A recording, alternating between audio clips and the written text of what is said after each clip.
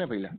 જો પેલા મને તકલીફ એ હતી તમે એવું બોલ્યા ને માતાજી બાબતે એટલે કે માતાજી હારે તમારે શું લેવા દેવા થઈ ગયો? તમે માતાજીને નીચા હું કામ બતાવો?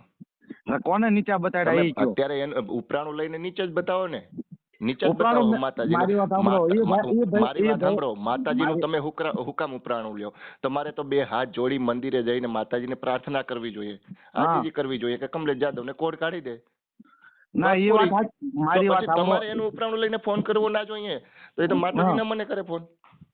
મારી વાત સાંભળો પેલા તમે માતાજી મારી સપને, માતાજીને મારા સપને આવવું જોઈએ, માતાજીએ મને ફોન કરવો જોઈએ, માતાજીએ મને ફરિયાદ કરવી જોઈએ. તમે હું કામ એની ફરિયાદ કરો?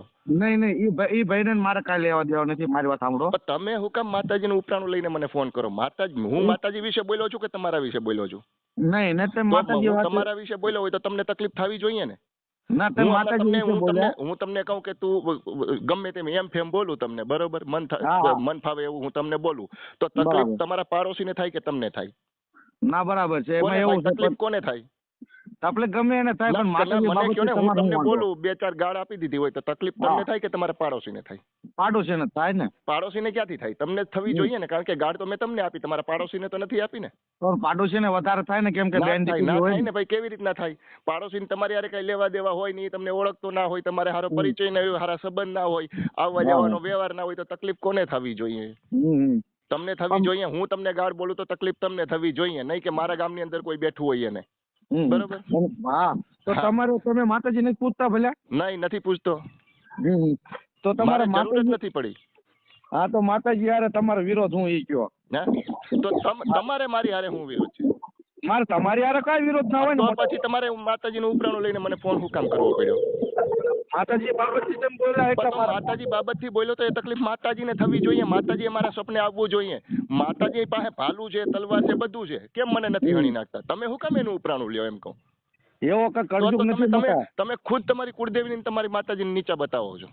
ના મારી કુળદેવી લઈને તમે મને ફોન કરો તો એનો મતલબ એવો થાય કે માતાજી તમને ખુદને એ વાતનો વિશ્વાસ છે કે માતાજી માં એટલી શક્તિ નથી કે એવો કોઈ ચમત્કાર નથી કે મને કઈ કરી શકે, એટલા માટે તો તમારે મારી સામે આવવું પડ્યું ને. બાકી તો માતાજી ના મારી સામે આવી જાય પહેલા.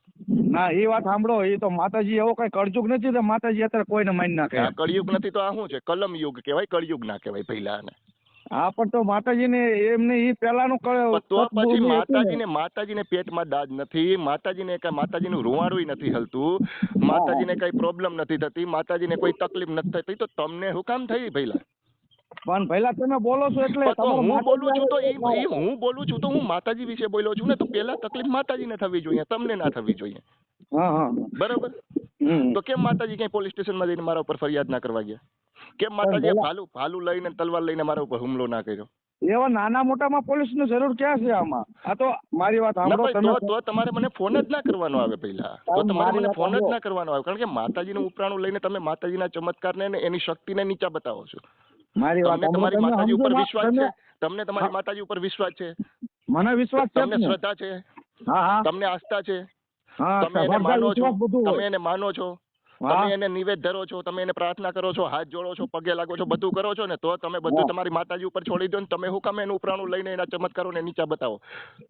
નીચા ભાઈ તમે બતાડવાનો ધંધા કરો છો યાર. એમાં એવું તમે મેરડીનું મંદિર બનાવીને જોવો, ચાઉંડનું મંદિર બનાવો. કોણ ના પાડે છે ભાઈ? એના માટે તમે સ્વતંત્ર છો. કોને ના પાડી છે? મંદિર બનાવો એની જગ્યાએ સ્કૂલ બનાવો તો તમારા છોકરા ભણશે ને મંદિર બનશે તો ભૂવા બનશે. ફરક તો પડવાનો જ છે ને પહેલા. શિક્ષણની જરૂર છે તો તમે તમારા છોકરાને, હું તો એમ કહું છું, સ્કૂલે નહીં હવે મંદિરે મોકલવાનું ચાલુ કરો અને ત્યાંથી કંઈક અભ્યાસ કરાવવાનું ચાલુ કરો કે ધૂણવાનું કેવી રીતના, પાખંડ કેવી રીતના કરવાનો, હાકળ કેવી રીતના શરીરમાં મારવાની, હે ને? આ બધું એ તમે શીખવાડો ને ભાઈ. ઠેકડા કેવી રીતના મારવાના, કૂદકા કેવી રીતના મારવાના, ડીંડક કેવી રીતના કરવાનું, ધતિંગ કેવી રીતના કરવાનું, આ બધું મંદિરે શીખવા મળે.